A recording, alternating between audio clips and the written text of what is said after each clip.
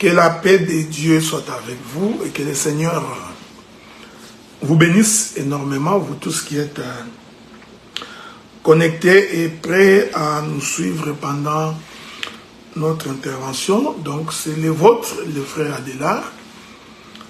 Donc c'est depuis la ville de Tursault, donc je suis chez moi, que je suis en train de vous parler. Ça fait longtemps. Ça fait très longtemps qu'on n'a pas eu l'occasion de se parler de cette manière parce que nous faisions face à beaucoup de défis, nous avions beaucoup de problèmes à régler, il fait extrêmement chaud. Donc toute la semaine passée, on était dans les 40 degrés avec les facteurs humidex. Et comme vous savez, donc nous avons une église à Montréal, une église à Ottawa, donc trop d'activités pendant cet été ici. C'était très difficile pour nous de respecter notre engagement d'être avec vous en ligne tous les samedis. Même notre émission, le ministre face au peuple, comme vous pouvez le voir, nous étions obligés de la surseoir, faute de temps.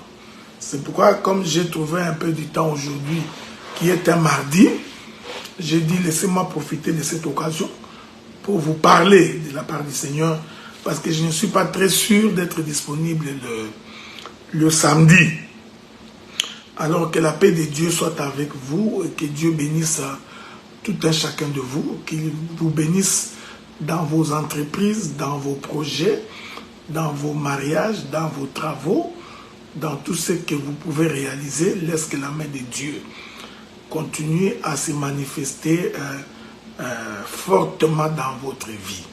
Ceci est très important. Ceci étant dit, je vais devoir commencer aujourd'hui un enseignement sur l'amour de Dieu versus l'amour du prochain.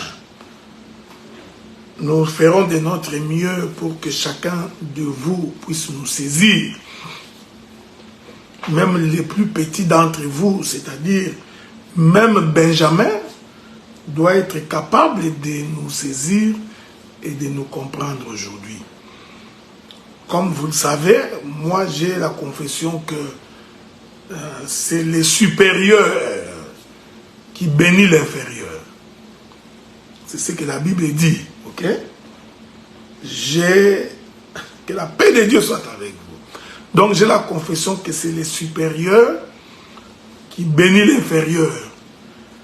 Or, le supérieur, c'est celui qui a la position élevée.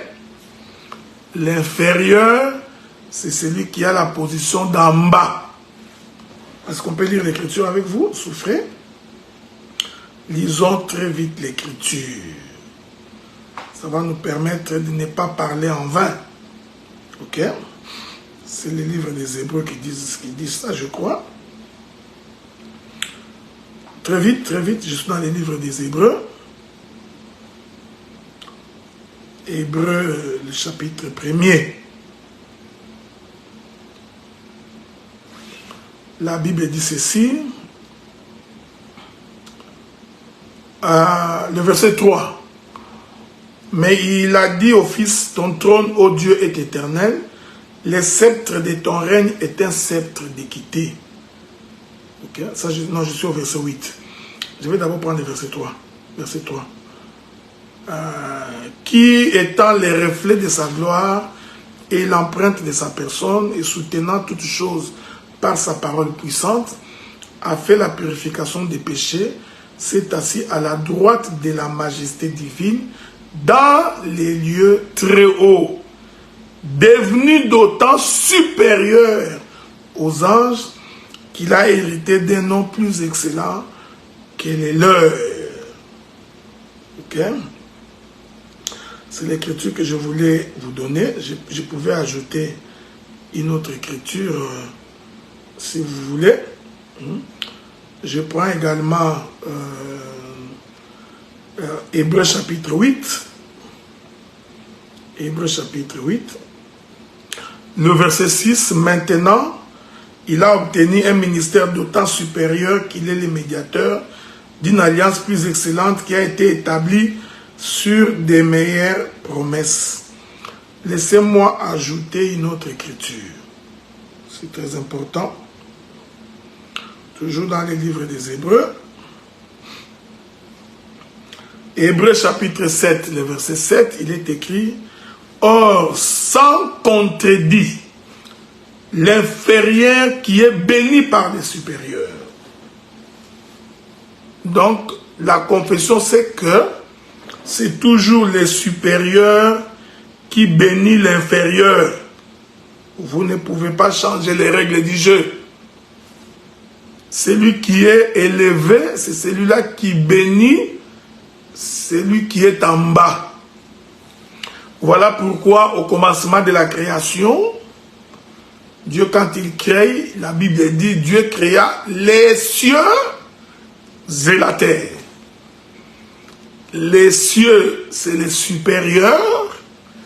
La terre, c'est l'inférieur. Donc, la terre ne peut être bénie que par les cieux. J'aime ça. C'est pourquoi le soleil nous apparaît de par les cieux.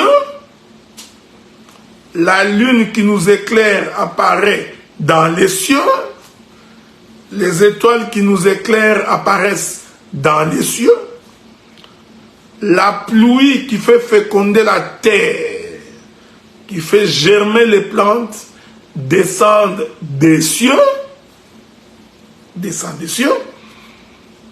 La bénédiction de l'Éternel vient du ciel. Selon qu'il est écrit, il nous a bénis de toutes les bénédictions célestes en Christ Jésus. Donc, le supérieur qui bénit l'inférieur, c'est le ciel qui bénit la terre. Voilà pourquoi, en ce qui concerne la compréhension et l'interprétation de l'Écriture, c'est d'abord, premièrement, l'interprétation céleste qui donne la forme à la doctrine quand nous marchons sur la terre. Il n'y a pas de doctrine si le ciel n'est pas ouvert. Il n'y a pas de doctrine si la terre n'est pas éclairée. Voilà pourquoi là, le ministère de la parole reste et restera toujours la capacité que Dieu donne à un homme de déchirer les cieux. Donc, tant que les cieux ne sont pas déchirés, le peuple ne peut pas avoir la vie.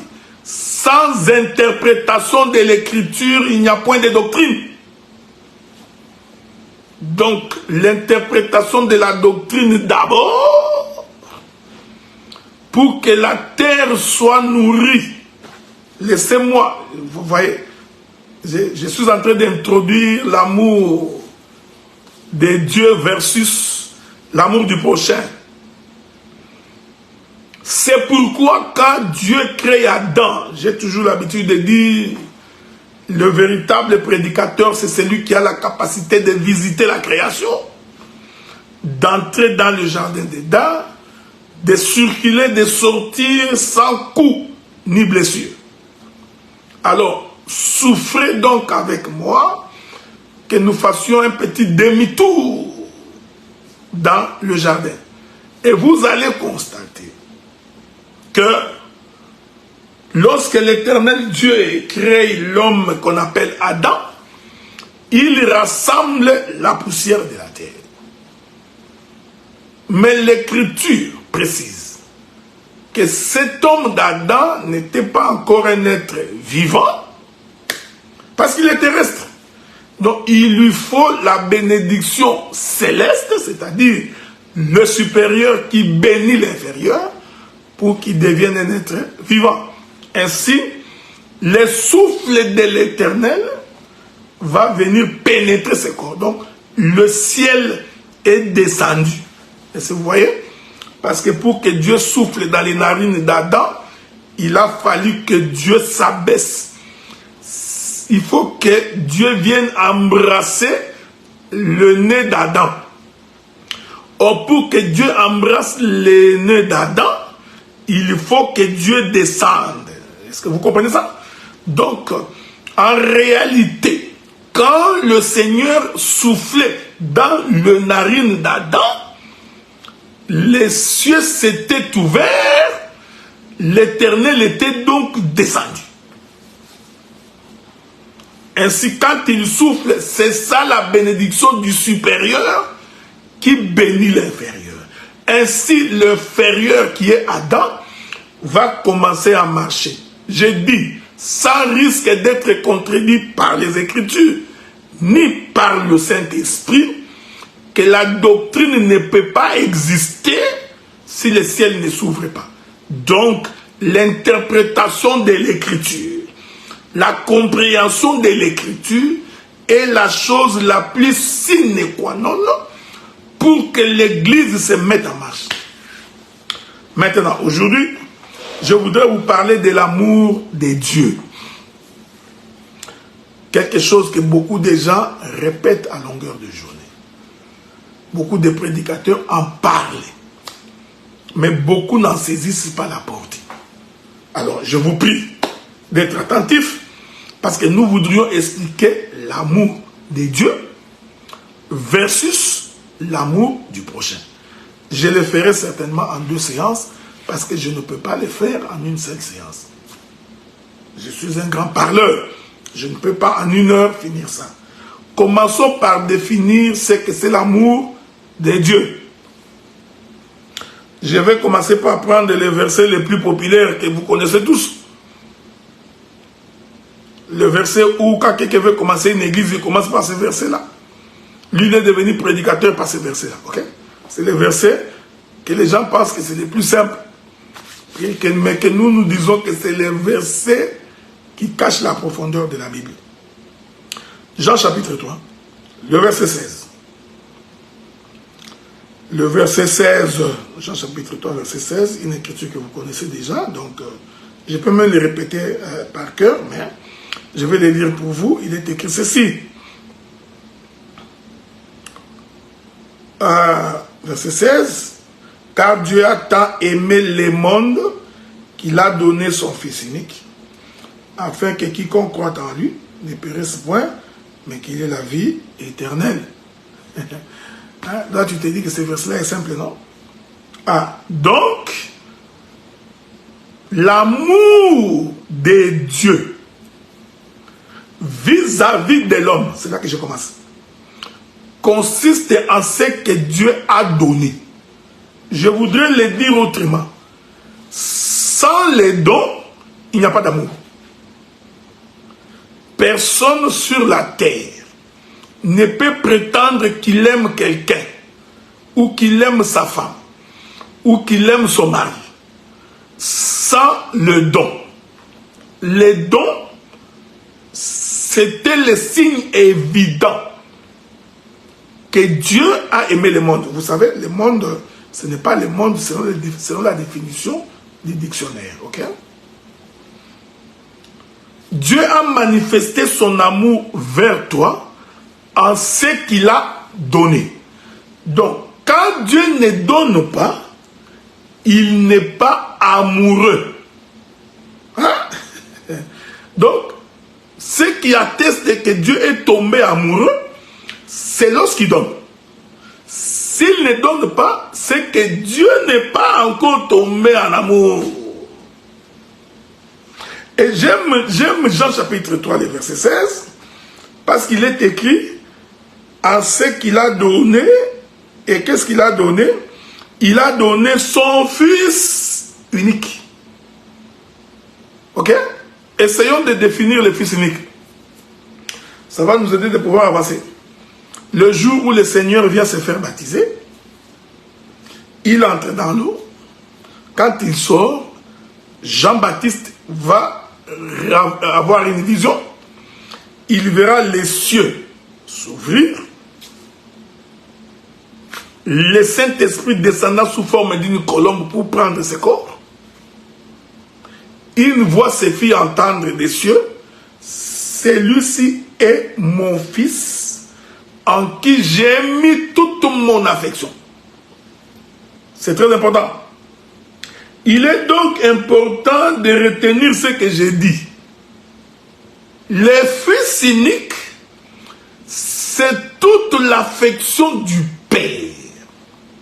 Je vais le dire autrement. C'est tout l'amour du Père.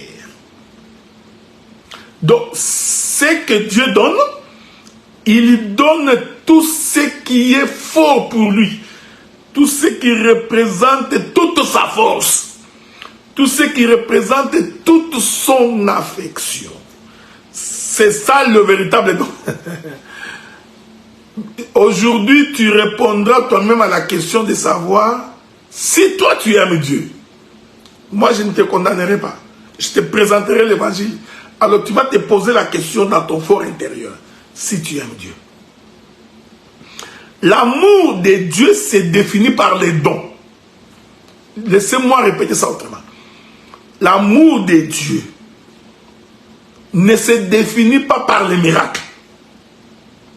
L'amour de Dieu ne se définit pas par la prospérité matérielle.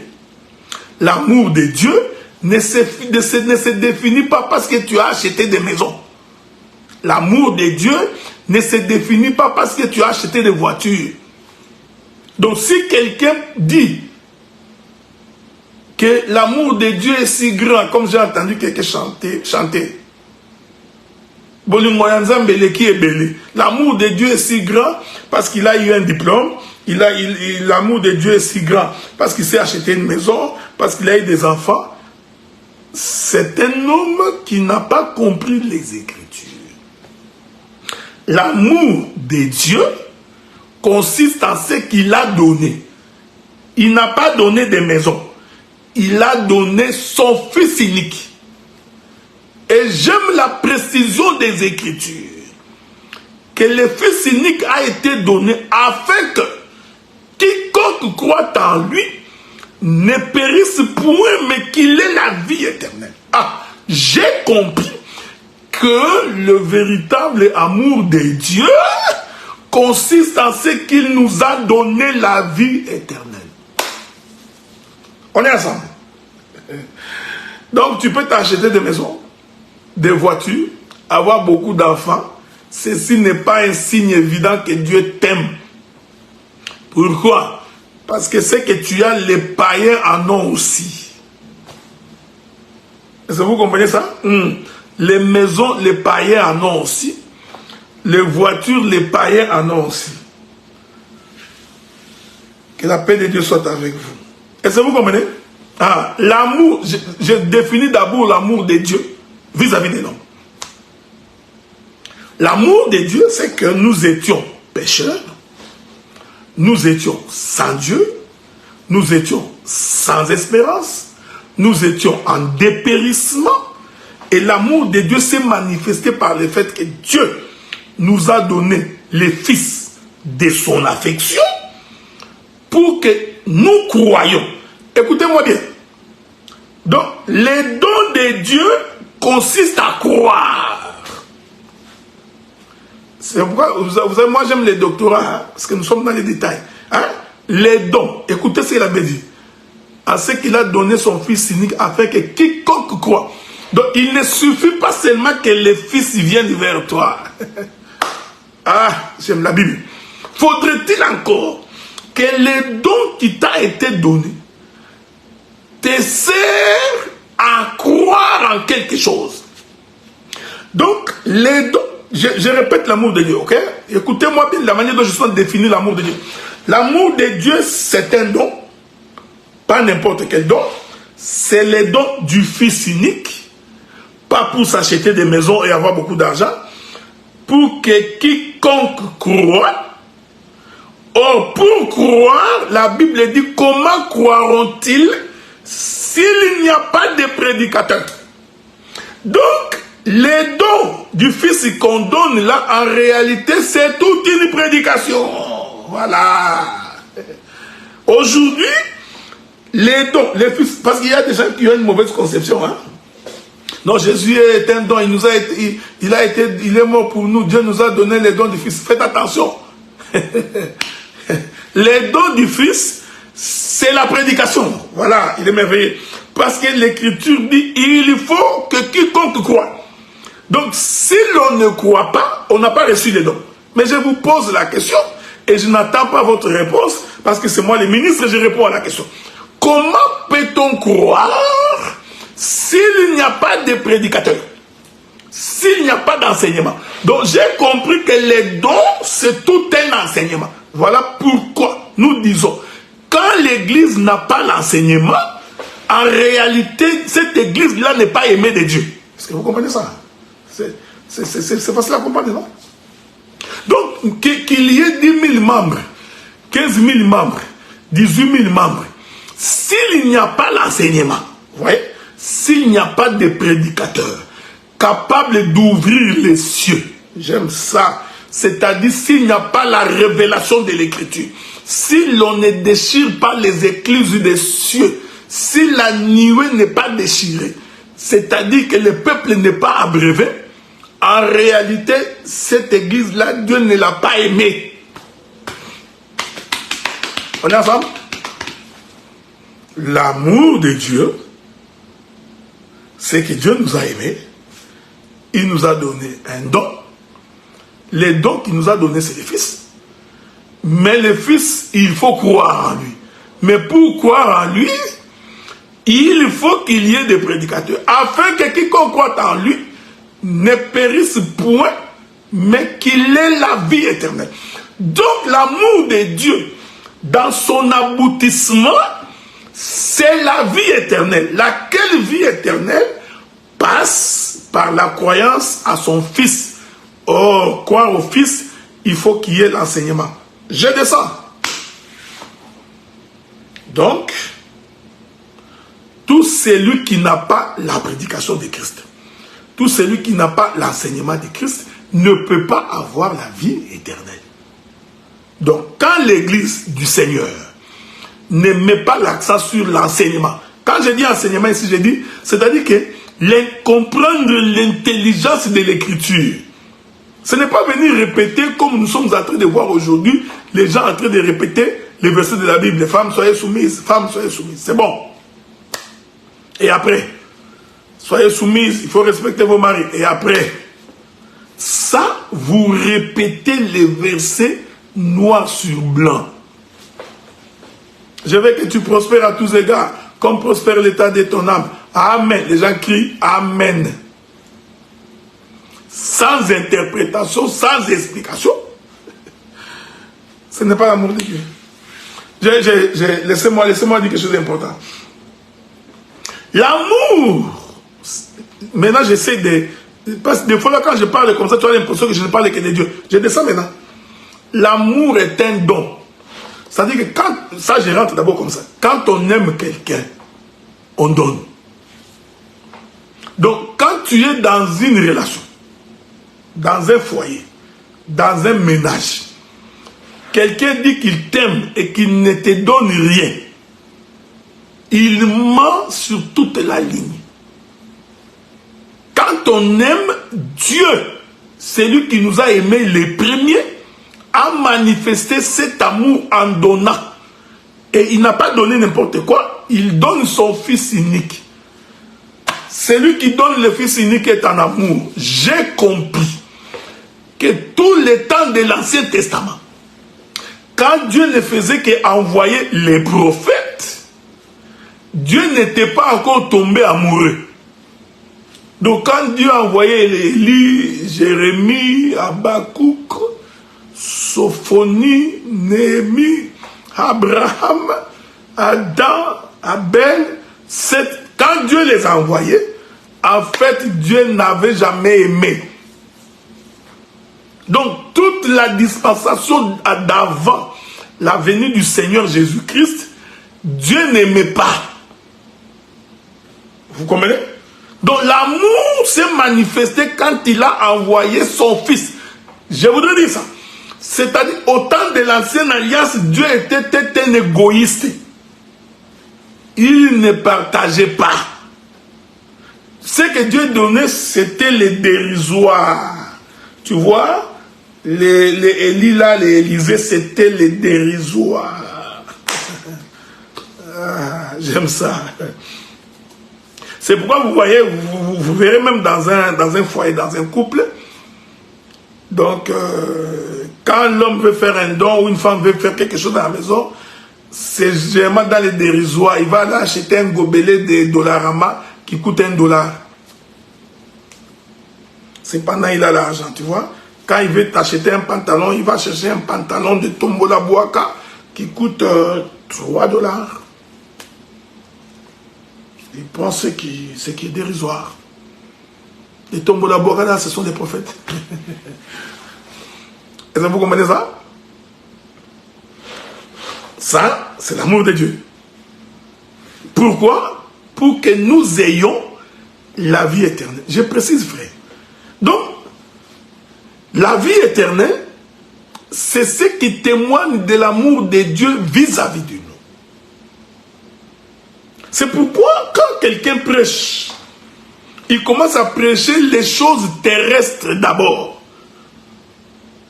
Tu auras les papiers, ce qui n'est pas une mauvaise chose, mais tu peux également mourir sans papier, mais tu as la vie éternelle. Donc vous comprenez, frère? Donc ton attachement à Dieu, ce n'est pas à cause des papiers, bien que les papiers peuvent également te servir à quelque chose.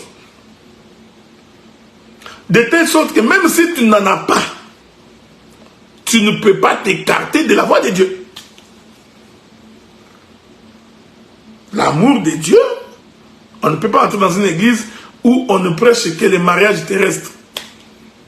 Que les frères et les sœurs se marient, que les frères et les sœurs se marient. Que les frères et les sœurs se marient, que les frères et les sœurs se marient. Paul est entré au ciel sans se marier. Est-ce que vous comprenez ça? L'amour de Dieu, ce n'est pas parce que tu as des maisons. Voilà pourquoi nous croyons que toutes ces prédications qui font la promotion de tout ce qui est matériel, quand bien même que cela fait plaisir aux hommes, j'aime cette écriture-là. Il y a des gens qui prêchent des choses comme ça pour faire plaisir au peuple. Écoutez, allons lire quelque chose. Je voudrais vous lire une écriture. Souffrez, hein? Je vous avais toujours dit que je n'ai pas l'habitude de bloquer des versets. Hein? Donc, moi je sais que le verset est quelque part dans la Bible. 2 Timothée chapitre 4. 2 Timothée chapitre 4. Je commence par les premiers versets. Le frère Paul dit ceci: je t'en conjure devant Dieu et devant Jésus-Christ, qui doit juger les vivants et les morts, et au nom de son apparition et de son royaume, prêche la parole, insiste en toute occasion, favorable ou non, reprend. Écoutez, écoutez, écoutez, vous qui ne voulez pas croire. Paul précise quand est-ce qu'il faut insister, quand est-ce qu'il faut prêcher, de quelle manière. Il dit ceci: favorable ou non, reprend. Premier élément, reprend. Donc quand on prêche, les soucis c'est de ne pas de perdre quelqu'un, c'est de les reprendre. Ok? Censure. Quand c'est mauvais, c'est mauvais. Même si c'est moi qui vis la chose, quand c'est mauvais, c'est mauvais. Les vols, c'est mauvais, c'est mauvais. L'immoralité, c'est mauvais, c'est mauvais. La débauche, c'est mauvais. Il faut censurer ces choses. Exhorte. J'aime la manière dont le frère Paul dit à Timothée, son enfant dans la foi, dit-on. Un autre, il lui dit ceci: exhorte. Il précise de quelle manière on exhorte. Il dit exhorte avec douceur. Est-ce que vous comprenez ça, frère? Donc l'exhortation ne peut pas être le couteau tranchant. Tu vois, moi je suis apôtre, je ne blague pas quand je lève l'épée. C'est Lévi. Lévi ne considère ni papa ni maman. Voilà un bandit qui n'a pas compris la raison du ministère. Il prend un verset de l'Ancien Testament, il traverse la frontière sans visa. Parce Parce que l'apôtre Paul sait que l'exhortation généralement fait mal. Il le sait. Vous savez, quand vous êtes en train d'exhorter quelqu'un, ça les blesse dans sa chair. Aucune exhortation ne fait du bien à quelqu'un. Non. Parce qu'on exhorte généralement quelqu'un pour qu'il revienne sur le chemin. Parce qu'il a commis des infractions. Il a fait des choses qui sont mauvaises. Donc, quand tu veux l'exhorter, la tendance est qu'il réplique. Pourquoi? Parce que l'exhortation fait mal. Alors, Paul précise que l'exhortation doit se faire avec douceur. Vous voyez? Alors tu te poses la question pourquoi les gens te fouillent. Non, les gens ne te fouillent pas parce qu'ils n'aiment pas ta face. Non, c'est pas parce que tu as une grosse bouche ou de grosses oreilles comme tonton Skoll. Non. Les gens te fouillent parce qu'il manque d'assaisonnement dans ta manière d'exhorter.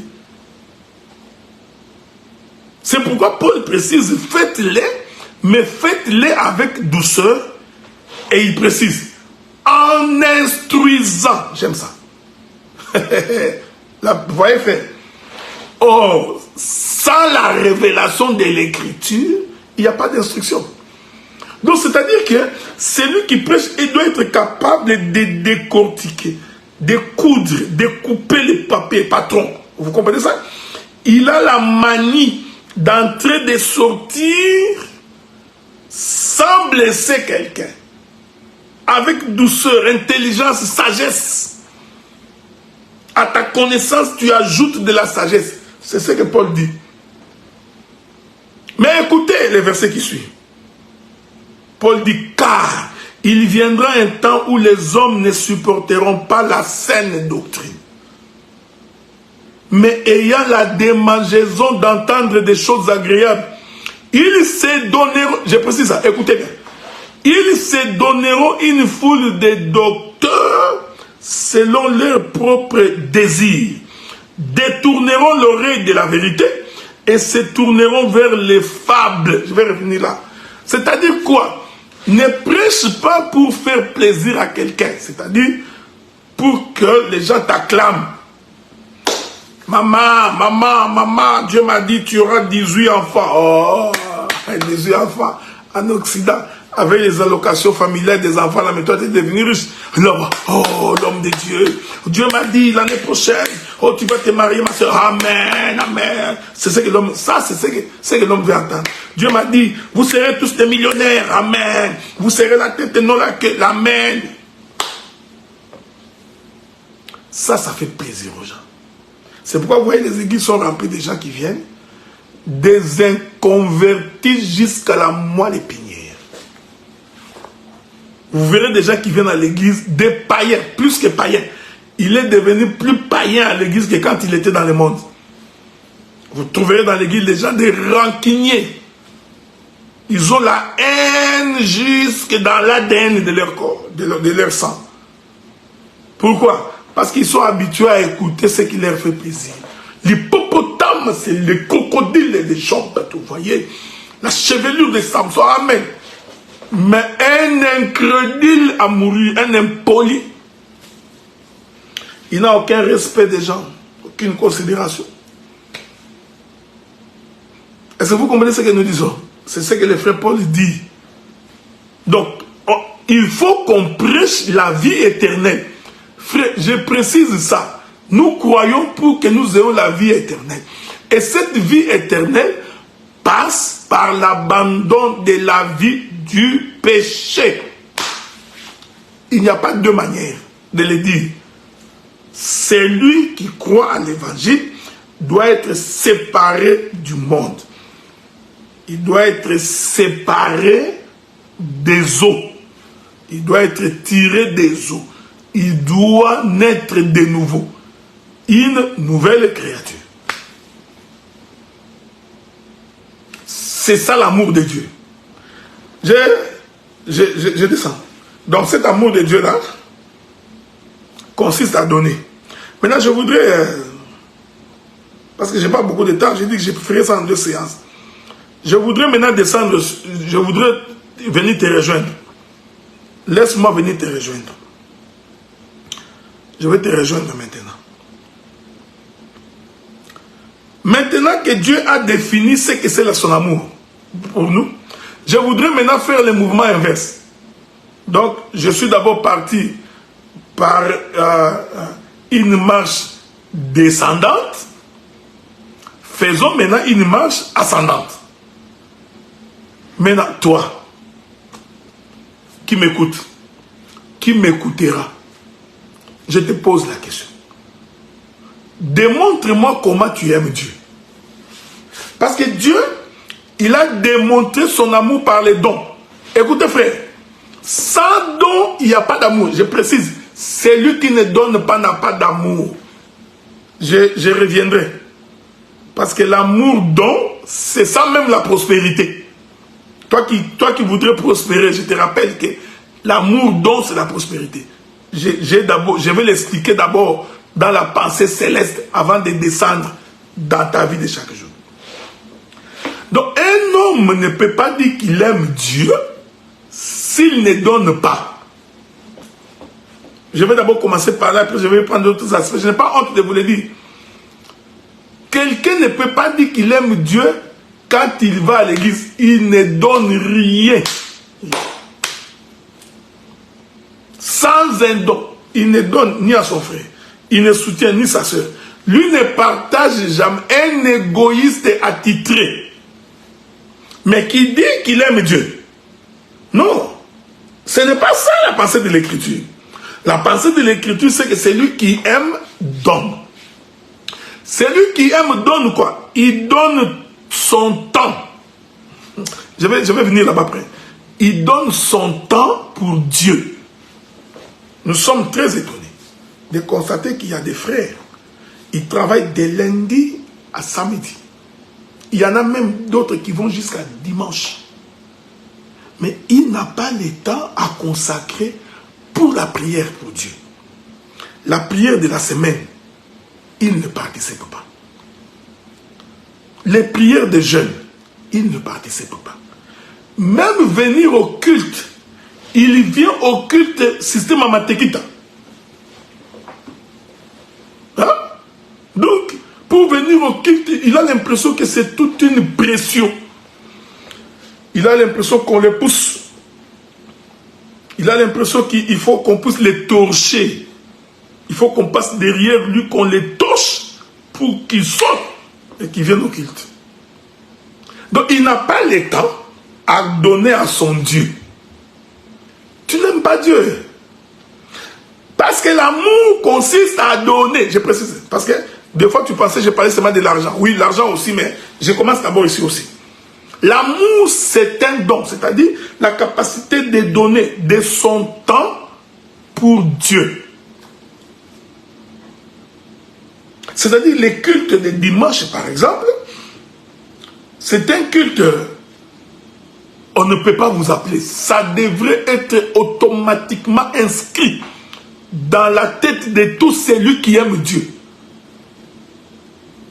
De tout homme, toute femme qui aime Dieu, donne. Tu donnes ton temps. C'est-à-dire tu consacres ton temps pour l'éternel Dieu. C'est ça l'amour. Tu ne m'apprendras pas autre chose. Tu ne peux pas dire que tu aimes Dieu, tu restes à la maison. Je m'excuse. Donc, celui qui aime Dieu, il donne son temps, frère. Voilà pourquoi l'éternel Dieu a fait la provision dans les Écritures qu'il y a un jour consacré à l'éternel. Tout enfant d'Israël savait que dans ma semaine, dans ma journée, il y a un temps consacré pour Dieu. Parce que l'amour consiste à donner. Frère, quand on donne, je vous avais dit, Dieu a donné ce qui lui était plus cher. Quand on donne avec son cœur. On donne avec toute son âme. Je vais venir là-bas parce que la Bible dit, tu aimeras l'éternel Dieu de tout ton cœur, de toute ta pensée, de toute ton âme, quelque chose comme ça. On va lire ces versets-là. C'est-à-dire que celui qui aime Dieu, qu'il y neige, qu'il y pleuve, qu'il soit ensoleillé ou que le ciel soit nuageux, il a le temps pour prier Dieu. Il a le temps, il consacre. Regardez aujourd'hui, vous voyez, les gens passent le temps à chercher l'argent.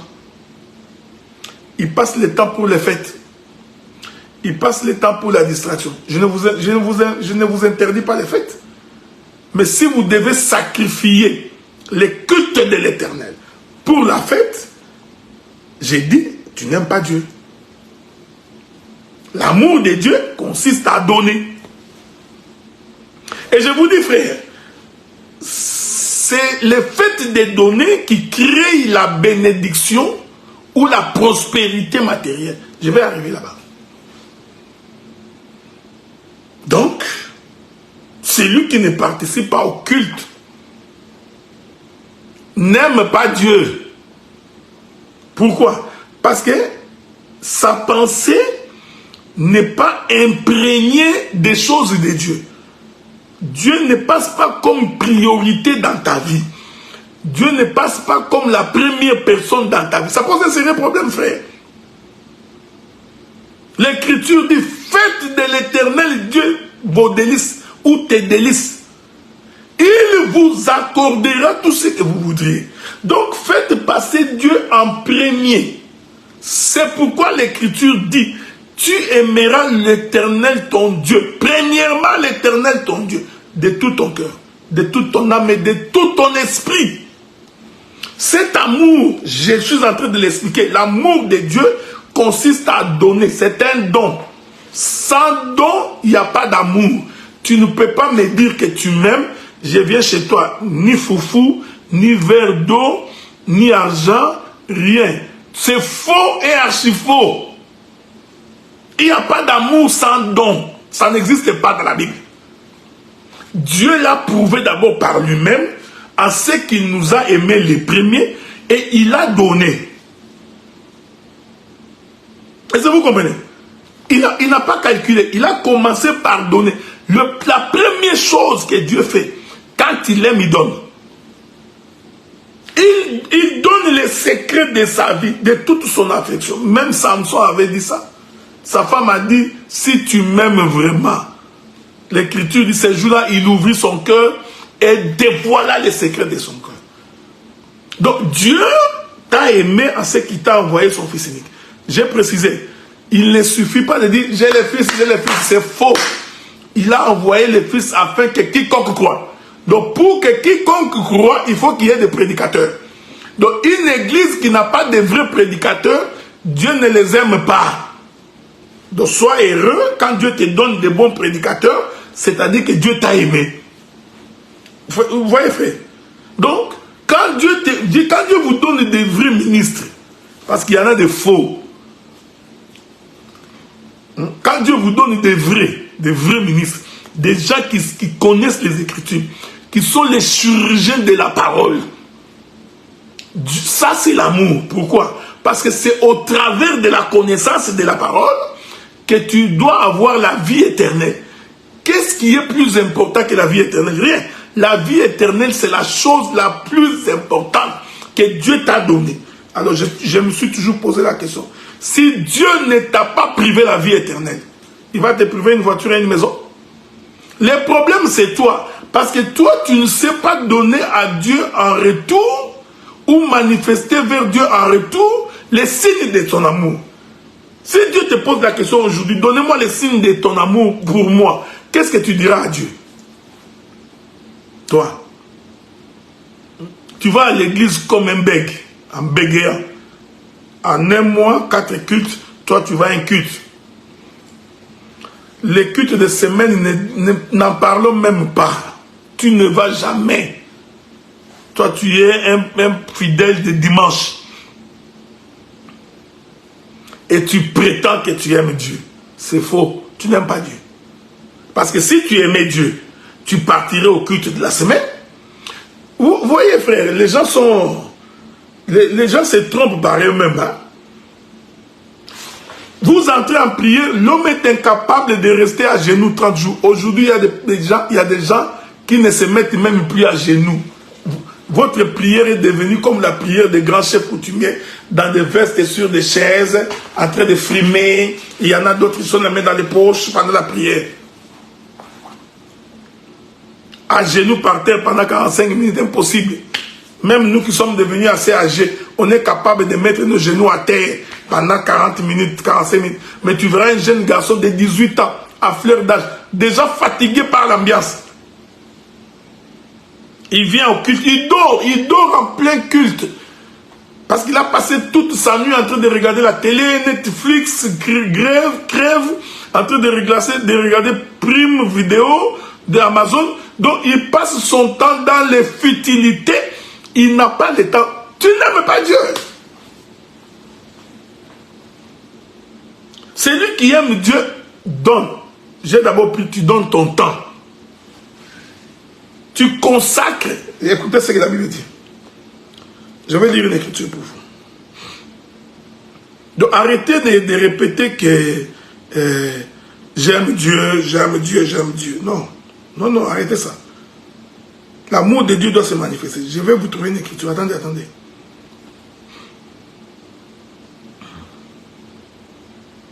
Il y a une écriture que je cherche dans Colossiens, je crois. Ok.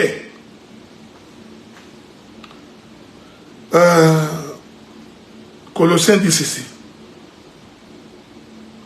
Colossiens chapitre 3, verset 5. L'écriture dit: faites donc mourir les membres qui sont sur la terre. L'impudicité, l'impureté, les passions, les mauvais désirs, la cupidité, qui est une idolâtrie. C'est à cause de ces choses que la colère de Dieu vient sur les fils de la rébellion. Je cherche une autre écriture. Je dois en avoir encore beaucoup. Attendez, attendez. Il y a une autre écriture. Il y a une écriture que je cherche là.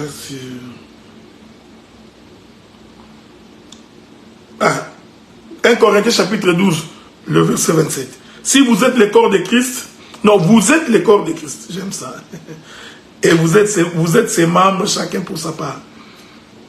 Moi, j'ai toujours pensé que quand tu prêches, il ne faut jamais dire si. Quand tu dis si, c'est de l'imprécision. Parce que si est une supposition. Ou c'est ou ce n'est pas. Vous êtes les membres de Christ. Donc votre corps doit appartenir à Christ. Laissez-moi encore dire, il y a une autre écriture que je cherchais, que je n'ai pas encore trouvée. Hein? C'est l'apôtre Paul qui le dit, mais j'espère que je vais trouver cette écriture-là. Romains chapitre 6, verset 13. Ne livrez pas vos membres au péché comme des instruments d'iniquité, mais donnez-vous vous-même à Dieu comme étant vivant des morts que vous étiez, et offrez à Dieu vos membres comme les instruments de la justice. Est-ce que vous remarquez ça? Donc, celui qui aime Dieu donne. Je vais commencer par là. Il donne quoi? Il donne son temps. Quand je dis donner le temps, ça veut dire que toi tu viens à l'église. Tu participes au culte. Tu fais le choix. Parce que l'homme a toujours le choix. Dans la vie, il y a toujours un choix à faire. Où l'on sert Dieu, ou l'on ne sert pas Dieu. Alors, chaque fois que tu seras en face de faire un choix entre ce qui est de Dieu et ce qui ne l'est pas, je te donne un conseil. Pour démontrer que tu aimes Dieu, commence d'abord par ce qui est de Dieu. Même si on te dit, il faut venir vite, il y a une coopération de 1 million de dollars. Au même moment, on te dit qu'il y a un travail de Dieu qui doit se faire maintenant. Je te donne un conseil. Si tu aimes Dieu, les 1 million va d'abord attendre. Tu vas d'abord servir Dieu. Non, non, quelqu'un est capable de se réveiller à 6 heures du matin. Même quand il est fatigué, somnolent, il prend sa tasse de café pour aller travailler à 7 heures à cause de l'argent. Hein? Maintenant, quand on lui dit qu'il faut venir les cultes qui commencent à 11 heures, il dit que j'étais fatigué, vraiment fatigué, il n'y a pas un moyen parce que j'étais à une fête en Banzangungu, alors la fête a tellement duré, je n'ai pas pu venir. Non, tu n'aimes pas Dieu. L'amour de Dieu vers nous, c'est qui nous a donné le Fils. Et je vous ai dit que l'amour de Dieu, c'est un don. C'est la capacité que l'homme a à donner en retour. Écoutez maintenant. La terre ne reproduit que ce qu'on lui a donné. On est ensemble, non? Je rentre dans la révélation. La terre ne peut reproduire que ce qu'on lui a donné. Je n'ai jamais vu, à moins que je sois descendu ou je suis né de la dernière pluie. Je n'ai jamais vu que tu aies semé les haricots, que tu récoltes les pois chiches. Non. Je n'ai jamais vu que tu as semé les légumes verts, tu viens récolter les oignons rouges. Non. Ce que l'on donne à la terre, alléluia, c'est ce que la terre reproduit. On est ensemble, non? Maintenant, je te pose la question. Puisque Dieu a semé l'amour en toi, comment c'est possible que tu ne reproduis pas l'amour? C'est la question que l'on doit se poser. Comment Dieu sème la parole en toi, mais tu ne reproduis pas les fruits de la parole? Parce que je t'informe que la parole, c'est toute une semence que l'on met dans un corps, et ce que l'homme produit, c'est tout un fruit. On va lire ça. C'est pourquoi au commencement, Dieu crée les cieux et la terre.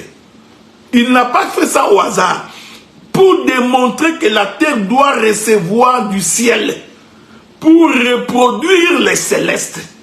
Je vais lire une écriture pour vous, que le Seigneur nous aide, dans les livres des Galates. Regardez. Galates dit ceci. Livre des Galates. Chapitre 5. La Bible dit ceci. Verset 18. Si vous êtes conduits par l'Esprit, vous n'êtes point sous la loi. Or, les œuvres de la chair sont manifestes. Ce sont l'impudicité, l'impureté, la dissolution, l'idolâtrie, la magie, les inimitiés, les querelles, les jalousies, les animosités, les disputes, les divisions, les sectes. Ça sont des choses que vous connaissez. L'envie. L'ivrognerie, les excès de table et les choses semblables. Je vous dis d'avance, comme je l'ai déjà dit, que ceux qui commettent de telles choses n'hériteront point le royaume de Dieu. Mais, j'aime l'apôtre Paul. Donc quand il dit mais ici, c'est en opposition de ce qu'il a dit au-dessus. Mais les fruits de l'esprit. Ah, j'ai compris que les œuvres de la chair sont aussi un fruit. Ok? C'est le fruit de la chair.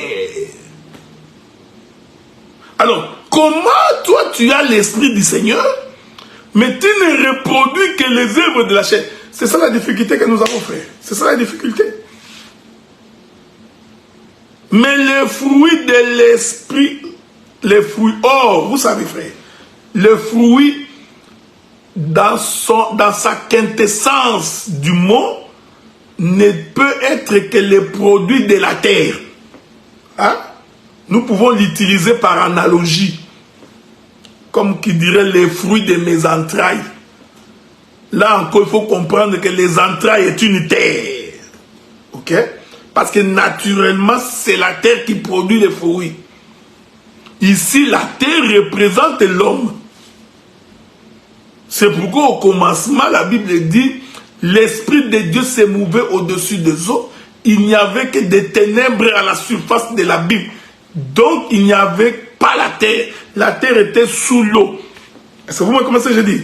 Donc, c'est la terre qui doit produire. Donc, les fruits proviennent de la terre. Les fruits, ça vient de l'homme. Mais ici, le frère Paul dit les fruits de l'esprit. Ce n'est pas ce que nous avions appris quand nous étions chez la borne. Avec les 4 lois spirituelles. Les gens de la borne, là, ils nous ont embobinés avec leur histoire des 4 lois spirituelles. Je ne sais pas ce qu'ils ont trouvé ça. Il y a 4 lois spirituelles. Et ils nous ont même enseigné cette histoire-là, les 9 fruits de l'esprit. J'ai entendu quelqu'un dire ça. Le 9 fruits de l'esprit. Non. Paul dit, l'esprit n'a qu'un seul fruit. Hein? Le fruit de l'esprit. Maintenant, dans le là, il explique l'amour, la joie, la paix, la patience, la bonté, la bénignité, la fidélité, la douceur et la tempérance. Même la loi n'est pas contre ces choses. Est-ce que vous me comprenez? Donc, la terre redonne au semeur ce qu'il a donné. Écoutez-moi maintenant bien. C'est-à-dire, si l'amour de Dieu est en toi et que Dieu a mis en toi l'amour au travers de la parole et que tu comprends que cet amour veut dire don, il faudrait que toi également à ton tour, tu reproduis cet amour qu'on appelle don. Donc quand on est en face des frères et des sœurs égoïstes, qui ne donnent rien, qui ne partagent rien, soit disant que la dîme la dîme est de la loi, ils saisissent l'occasion pour dire que tu vois la dîme c'est la loi, ce n'est pas pour se transformer en égoïste. Comprenez qu'ils n'ont pas Dieu. Parce que si tu as compris cet enseignement-là de cette manière, tu es véritablement, comme on dit en français, à côté de la plaque. Bien au contraire, la compréhension de l'écriture doit produire en toi les dons de Dieu. Non, on donne un communiqué à l'église, on a besoin d'argent pour faire ceci. Il y a quelqu'un qui nous regarde, il crie Amen, mais qui ne fait rien. Je ne sais pas si je vais trouver l'écriture. Si quelqu'un trouve l'écriture, il va me l'envoyer. Où la Bible dit que quelqu'un qui vient chez toi, qui dit qu'il a faim, au lieu de lui donner à manger, toi tu lui dis rentre en paix, que Dieu te bénisse. Il vient chez toi, il est en difficulté, toi tu dis non, non, rentre en paix, que Dieu te bénisse. Alors que tu as de la bouffe chez toi, tu as de l'argent dans ton compte.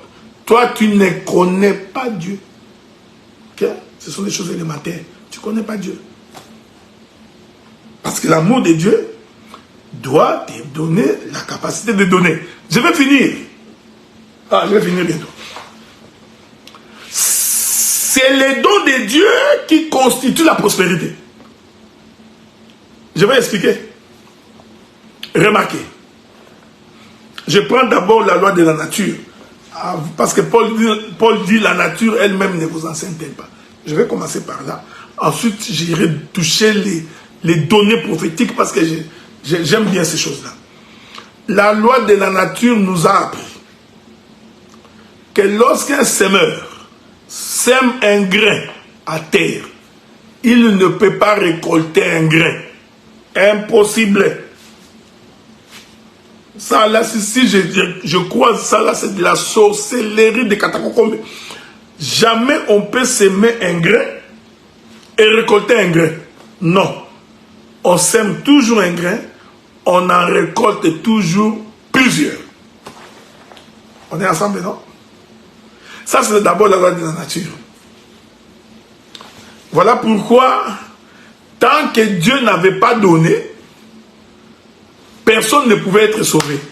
Nous étions tous retenus captifs dans les séjours des morts. En commençant par Adam jusqu'au dernier mort. Tous les prophètes, les rois, tous les saints qui sont morts étaient retenus captifs dans les séjours des morts. C'est ce que la Bible dit. Donc la mort d'Abraham, d'Isaac, de Jacob, de Jérémie, d'Abakouk, de Néhémie, de Sophonie, de Jean-Baptiste, la mort de tous ces prophètes-là n'ont pas créé la loi de la multiplication. C'est-à-dire, ça n'a pas donné la prospérité. Est-ce que vous me suivez? Suivez-moi bien. Je vais lire une autre écriture avant de finir. Jusqu'à ce que Jésus-Christ est venu mourir. C'est pourquoi un jour Jésus dit ceci. Si un grain qui tombe à terre ne meurt pas, il reste seul. Voici les dons. Mais pour que les grains deviennent plusieurs, il faut que celui qui était tombé à terre puisse mourir, et dans sa mort là, il est en train de se multiplier. Ça Ça, c'est la folie de la prédication. Comment une mort peut entraîner la multiplication. De la mort, la vie s'est multipliée. Est-ce que vous me suivez? C'est pourquoi la Bible dit les jours où l'on mis Jésus dans les tombeaux. Mon bien-aimé Farid, que Dieu te bénisse. Les jours où on mit Jésus dans les tombeaux. Au jour de sa résurrection, les sépulcres s'ouvrirent. Et plusieurs saints sortirent. Est-ce qu'on est ensemble là? Voilà. La loi de la prospérité. C'est dans les dons. C'est-à-dire que lorsqu'on sème dans une bonne terre, la bonne terre doit te donner les grains multipliés. Mais quand tu vas semer sur une terre désertique, c'est là où tu as des problèmes. 50 ans, 30 ans, tu es pauvre, tu n'évolues pas. On te fait croire que si tu donnes, soutiens l'homme de Dieu, soutiens. L'homme que tu soutiens, c'est une source tarie. Il n'y a rien dedans, toi tu vas les semer. Regardez, souffrez avec moi. Les gens donnent l'argent pour des futilités. On aura l'occasion d'en parler. Moi, j'ai la confession que les concerts religieux là n'ont rien à voir avec Dieu. Rien, absolument rien à voir avec Dieu. Mais regardez maintenant, les gens vont s'aimer sur des choses qui ne rapportent rien, qui ne rapportent que des bêtises, qui ne sauvent personne. Au lieu de faire pour nous une chaîne de télévision, pour que nous enseignions la vraie parole. La parole pure qui convertit les cœurs. Non, non, non. Les gens créent des chaînes pour nous montrer le film porno. Donc tu prends ton argent, tu vas faire une chaîne qui n'éduque personne. Et puis je dis que la vraie éducation est portée par le vrai ministre de Dieu. Donc pendant que nous parlons comme ça, tu peux nous faire un don. C'est 15 000 $ pour ouvrir une chaîne de télévision, pour commencer, pour avoir une fréquence au Congo. Mais donne-nous 15 000. Accompagne-nous, allons faire l'œuvre de Dieu. Non, non, les gens s'aiment dans la poubelle. On s'aime pour des gens qui nous montrent leurs fesses en public, leur nudité, qui nous montrent n'importe quoi. Et c'est là que les gens vont aller s'aimer. Non! Je vous ai dit ceci. Donc, les dons, le fait de donner, c'est ça la multiplication. C'est pourquoi généralement celui qui ne donne pas ne se multiplie pas. Frère, tu peux monter, descendre, celui qui ne partage pas mourra pauvre. Celui qui ne sait pas se sacrifier en donnant. Il faut savoir que tout celui que tu vois qui prospère, il a donné. C'est-à-dire que pour, je prends un exemple terre à terre. C'est un exemple terre à terre. Celui qui veut s'acheter une belle voiture. Mais toi, avant que tu vois une belle voiture, belle, un Cadillac, Escalade, pour que tu vois ça, donc quelqu'un a travaillé, il a pris son argent, il a investi, non. Le retour de son investissement, c'est comme ça que tu vois. Tu dis, ah ouf, quelle belle voiture.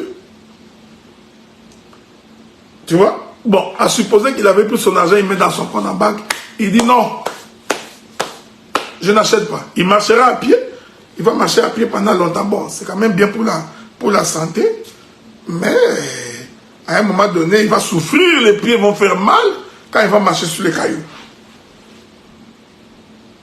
Quand tu vois une belle maison, c'est que quelqu'un a donné. Il a donné de son argent pour avoir la belle maison. Vous voyez, frère, ce sont des principes simples. Donc, la prospérité que les gens prêchent partout ici est liée par les dons. Donc, celui qui ne donne pas ne va être prospère. C'est pourquoi le Seigneur, quand il est mort, comme un véritable don qu'on a sémé à terre. Donc, Christ lui-même est une sémence. Voilà. C'est une sémence qu'on a sémée à terre. Mais comme lui est une bonne sémence et qu'il a été sémé sur une bonne terre, les jours de sa résurrection, il s'est multiplié. La Bible dit que les saints sont sortis des sépulcres. C'est l'écriture que je voulais lire pour vous. J'étais en train de la chercher d'ailleurs. Hein. Lisons ça. Lisons ça. Est-ce que je vais trouver ça? Bon, espérons. C'est dans le livre de Matthieu.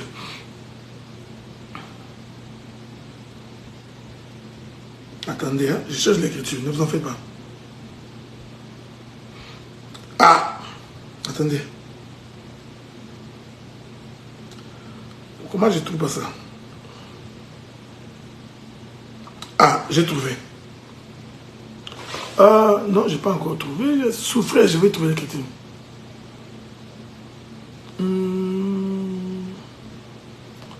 Attendez, mais l'écriture doit se trouver quelque part ici. Je vais essayer de trouver cette écriture-là et puis je vais revenir. Mais je crois que c'est dans le livre de Matthieu. Hein? Si je me trompe pas, si vous trouvez cette écriture-là, priez me l'envoyer. Hein, donc, priez me l'envoyer parce que cette écriture-là dit qu'au jour de sa résurrection, j'aurais bien voulu ça. Donc, les tombeaux s'ouvrirent et les saints sortir. Hein? Donc, j'ai voulu t'offrir ces versets-là pour que tu puisses... Bon, Matthieu chapitre 27. Hein? Matthieu chapitre 27. Tu pensais que je n'en ai pas trouvé l'écriture? J'ai trouvé. La Bible dit ceci. Et voici le voile du temple se déchirant en deux depuis le plus haut jusqu'en bas. La terre trembla. Ça, c'est quand Jésus mourut. Les rochers s'effandirent. Le sépulcre s'ouvrit. Plusieurs corps des saints qui étaient morts ressuscitèrent. Étant sortis des sépulcres, il faut bien lire l'écriture, hein? Hein? C'est important de bien lire l'écriture. Il ne faut pas croire que quand les rideaux s'est déchiré, du coup les saints sont sortis. Non. Personne ne pouvait sortir du tombeau tant que Jésus n'est pas encore descendu. Ça, c'est, il faut éviter de lire comme le livre de Tinton au Congo. Non, quand les rideaux s'est déchiré, la terre a tremblé, les saints sont sortis. Non, non, non, non, non. Écoutez. Écoutez. Et voici le voile du temple se déchira en deux depuis le plus haut jusqu'en bas. La terre trembla et les rochers s'effandirent. Verset 52. Les sépulcres s'ouvrirent, plusieurs corps de saints qui étaient morts ressuscitèrent. Ce verset ici est lié au verset 53. Qu'est-ce que dit le verset 53? Il est parti où? Oh, attendez. Qu'est-ce que dit le verset 53? Écoutez ce que dit le verset 53. Le verset 53 dit ceci. Étant sortis des sépulcres après la résurrection de Jésus. Voyez-vous? Donc, ils ne sont pas sortis avant sa résurrection. Non, non, non, non. C'est pourquoi nous disons que tout ça, ce sont des prophéties. Donc, il a fallu que Jésus ressuscite en premier pour que tous les autres puissent sortir. Ils entrèrent dans la ville sainte et apparurent à un grand nombre de personnes. Avez-vous remarqué ça? Hein? Donc, que la paix de Dieu soit avec vous. C'est lui qui donne, c'est multiplie. C'est très important. Je profite de l'occasion pour saluer ma fille, Jessica Kachali, qui est en train de me suivre. Donc, je disais, les dons devraient produire en même temps aussi la prospérité. C'est comme ça que les jours où Jacob rentre en Égypte, lui aussi c'est un don. C'est un don que Dieu a donné en Égypte. Alors, il va mourir en Égypte, donc c'est les grains, les dons qui descendent dans les séjours de mort. Mais au jour de sa résurrection, l'Écriture précise qu'ils sont sortis plus de 600 000 personnes. Donc, lui qui était entré parce qu'ils sont rentrés 70 personnes. Hein? Bon, c'est juste un grain. Hein? Donc, en sortant, ils sont sortis plusieurs. Cette sortie-là, c'est toute une résurrection. C'est-à-dire que si Jacob n'était pas descendu, il ne sortirait pas. Voyez-vous? Le même qui est descendu, c'est le même qui est monté. Et en montant, il a libéré les captifs. C'est ça les grains qui se multiplient. Donc, je voudrais dire, les vrais dons doivent conduire à la multiplication. Celui qui donne bien doit prospérer matériellement. Avez-vous remarqué cette chose? J'ai fait 1h15, je crois que c'est assez. Aujourd'hui, je vous ai donc expliqué l'amour de Dieu vis-à-vis de l'homme, l'amour de l'homme vis-à-vis de Dieu. L'amour de Dieu vis-à-vis de l'homme consiste en ce que Dieu nous a donné. Donc, l'amour est un don. Il nous a donné qui? Il nous a donné son Fils. Par lequel Fils? Le Fils unique. Le Fils de son affection. C'est-à-dire, il a donné de ce qui lui était cher. Pourquoi? Pas pour que nous achetions des maisons, pas pour que nous nous marions, pas pour que nous puissions avoir des enfants, pour que nous croyions. J'ai expliqué, l'amour de Dieu, c'est croire. En d'autres termes, on ne peut pas croire sans prédicateur. L'amour de Dieu, c'est qu'il nous a donné des prédicateurs. Ok? Pourquoi? Afin que nous ayons la vie éternelle. Donc, le couronnement de l'amour de Dieu passe par les dons de son affection, qui conduit à la croyance, qui sous-entend prédicateur, enseignement, pour que les gens croient, et nous croyons pour avoir la vie éternelle. Donc, la prédication qui ne nous amène pas à la vie éternelle n'est pas de Dieu. On est ensemble, non? Recherchez premièrement le royaume des cieux. Si la prédication se limite à ne prêcher que les choses terrestres, sans apporter un plus du céleste, j'ai dit, même si ça vous fait plaisir, c'est du charnel. Ok? Donc il faut lier les deux. Voilà, il faut que le ciel et la terre soient reliés par l'étendue. Et j'ai expliqué les dons de Dieu afin que nous puissions croire. Beaucoup de gens ont cru à cet évangile par les dons. Donc les dons de Dieu créent la multiplication. Ça, c'est l'amour de Dieu vers l'homme. J'ai pris la courbe ascendante. L'amour de l'homme vers Dieu. Je ne suis pas rentré dans beaucoup de révélations, mais je reviendrai prochainement. L'amour de l'homme vers Dieu, c'est que l'homme aussi doit donner. Pas n'importe quel don. Les dons de son affection. C'est-à-dire, l'homme doit donner de son temps, de son argent, de sa vie, de son esprit, de toute son existence. Premièrement, Dieu. C'est ce que la Bible dit. Tu aimeras ton Dieu. Premièrement, ton Dieu. De tout ton cœur, de tout ton esprit, de toute ton âme. Quand on aime Dieu, on sert Dieu dans l'église. Quand on aime Dieu, on vient au culte régulièrement. Quand on aime Dieu, on le sert avec nos biens. On le sert avec nos familles, nos enfants, nos maris, nos femmes. Tout d'abord, c'est ça. Si tu ne le fais pas, tu n'aimes pas Dieu. Que la paix de Dieu soit avec vous et que Dieu vous bénisse. On se fixe rendez-vous probablement la semaine prochaine, si Dieu nous prête vie. Je ne sais pas vous donner les jours parce que je suis trop pris. Mais nous trouverons une solution. Que la paix de Dieu soit avec vous.